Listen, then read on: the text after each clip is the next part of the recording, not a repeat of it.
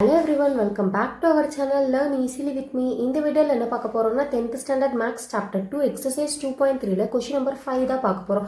So என்ன question கொடுத்திருக்காங்கன்னு பார்க்கலாம் வாங்க. What is the time 100 hours after 7 am அப்படினு கேக்குறாங்க. So word problems மாதிரி இந்த மாதிரி வர sums modல ஈஸியா சால்வ் பண்ணிடலாம். within a minuteல இதுக்கு நான் ஆன்சர் சொல்லட்டுமா? So இங்க 100 hours after 7 amன்றாங்களா? ஆன்சர் பார்த்தீங்கன்னா 11 o'clock am. எப்படி நான் இவ்வளோ ஈஸியாக சொன்னேன்னா 100 ஹார்ஸ்ன்ட்டாங்க. அப்போ 1 டேக்கு எவ்வளோ ஹார்ஸ்ப்பா? 24 ஹார்ஸ். ஸோ அப்போ இந்த 100 24ஆல் நீங்கள் சும்மா டிவைட் பண்ணுங்கள். அப்போ உங்களுக்கு என்ன வரும்னு பார்த்தீங்கன்னா 424 96 வரும். பேலன்ஸ் 4, ரிமைண்டர் என்ன வருது? 4 வருது. இவங்க நமக்கு என்ன கொடுத்துருக்காங்க? 7 கொடுத்துருக்காங்க. ஆஃப்டர் கொடுத்துருக்காங்க. ஆஃப்டர்னா இதுக்கு அப்புறம் 7க்கு அப்புறம் 4 ஆட் பண்ணுங்கள். 8 9 10 11. அப்போ ஆன்சர் என்னது? 11 am. சிம்பிள்.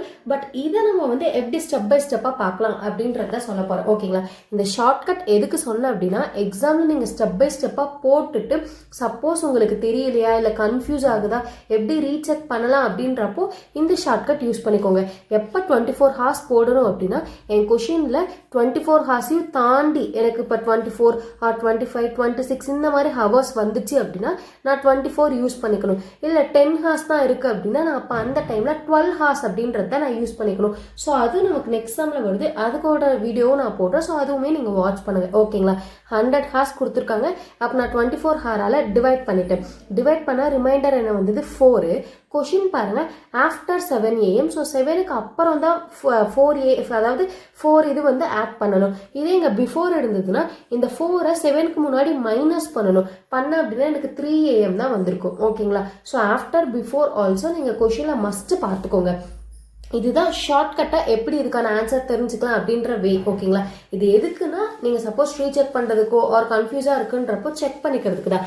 இப்போ எப்படி கொஷின்குள்ளே போகலாம் அப்படின்றத பார்க்குறேன். First 100 horse அப்படின்ட்டாங்களா?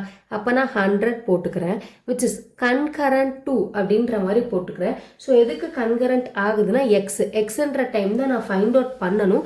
ஸோ இதில் நான் மாட் 24 போட்டுக்கிறேன். ஆல்ரெடி சொல்லிட்டு ஏன் 24 போடுறேன்னா எனக்கு 100 ஹார்ஸ் இருக்குது அப்படின்றதால. ஸோ இது 24 தாண்டி இருக்குது. அதனால நான் என்ன பண்ணிக்கிறேன்னா 24 போட்டுக்கிறேன்.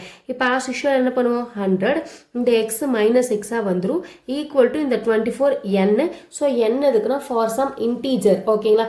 இப்போ எக்ஸில் நான் என்ன நம்பர் போட்டால் அதை மைனஸ் பண்ணி 24ஆல் டிவைட் பண்ண முடியும். யோசிக்காமல் சொல்லலாம். 100 24ஆல் டிவைட் பண்ணி பாருங்கள். பண்ணால் 4 24 96. ரிமைண்டர் எவ்வளோ கிடைக்குது? 4.